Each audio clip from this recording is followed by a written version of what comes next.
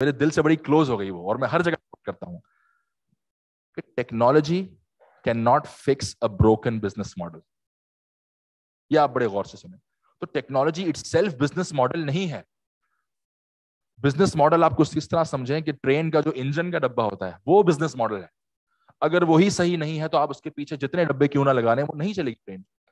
तो आपका जो बिजनेस मॉडल है, जो फंडामेंटल्स हैं, जो हमसे पहले की जनरेशन जिसमें बड़ा स्ट्रांग थी कि बिजनेस या धंधे का मतलब है पैसे कमाना, उसका मतलब ये नहीं है कि आप पैसे जला के रेवेन्यू बनाए जो कि सस्टेनेबल ना हो।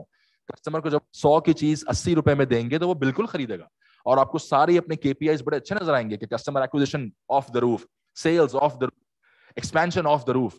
लेकिन अगर वो सस्टेनेबल नहीं है, अल्टीमेटली वो बिजनेस के फंडामेंटल्स को जस्टिफाई नहीं करता, तो आप उसमें जितनी भी टेक्नोलॉजी लगा लें, आप उसमें जितनी भी चीजें कर लें, वो वायबल बिजनेस नहीं बन सकता। तो technology is a way of doing things, और टेक्नोलॉजी हर बिजनेस में आ सकता है। अगर आपकी जूते की दुकान है ना तारिक रोड पे, तो जरूरी नहीं है कि आप जूते की दुकान के ऊपर इतनी टेक्नोलॉजी, रोबोट आके आपको जूता सर्व कर रहा है और एआई के वहां पे सेल्फ डिस्प्ले कियोस्क लगे हुए, दैट्स बुलशिट। आप जूते की दुकान में टेक्नोलॉजी किस तरह कर सकते हैं?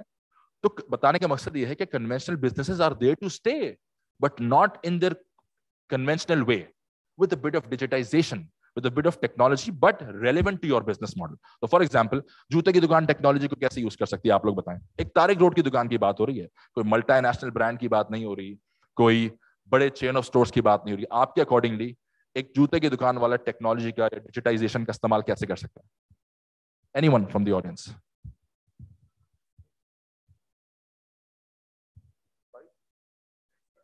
It's very expensive.